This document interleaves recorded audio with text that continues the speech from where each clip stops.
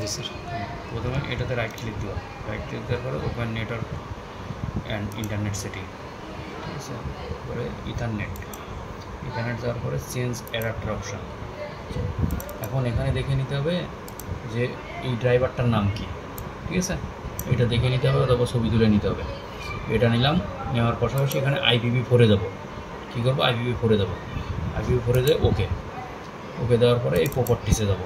প্রপার্টিসে এই এখানে আসবে, ডাবল ক্লিক দিলে IPv4, তো এটা বেসিক্যালি এরকম থাকবে, ঠিক আছে। অটোমেটিক্যালি আমরা এখানে IP বসাবো, PLC-র IP যেটা আছে ওটা আগে জানার পরে বেসিক্যালি এরকম থাকবে 192.168, তারপরে 0 দিলে এখানে একটা দিতে হবে, নাহলে ওখানে আরও 2 ডিজিট নেওয়ার আছে, তো এখানে একটা বেশি করে দিয়ে দিব।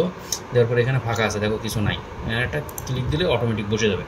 যাওয়ার পরে ওকে, আবার ওকে, ক্লোজ। ওকে, এখন কাজ হলো কি? এখন আমাদের কাজ হলো PGPC সেটিং করা।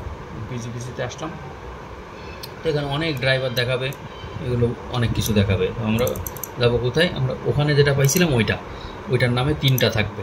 এই 3টা থাকলে 3টার মধ্যে লাস্টে যেটা, এই লাস্টেরটা অটো আছে, এই লাস্টেরটা ক্লিক করবো, করে ওকে দেবো, দিয়ে আবার এস দিব, দিয়ে ওকে, ঠিক আছে। লাস্টেরটা আমার সিলেক্ট হয়ে গেল। এটা হলো PGPC। ওই ড্রাইভারের নামে যেটা অটো আছে লাস্টে সেটা নিলাম, নেওয়ার পরে এখন এখানে গেলাম, যাওয়ার পরে এখন কি করব? সেভ, কম্পাইল তো করবোই, প্রোগ্রাম যা করার করবো, তো এবার লোড দেব। এখন আর কিছু দেখাচ্ছে না, অটোমেটিক্যালি ঢুকে যাচ্ছে, যেগুলো দেখানোর ওগুলো দেখাচ্ছে না, ঠিক আছে। এখন এই মনিটর দিলে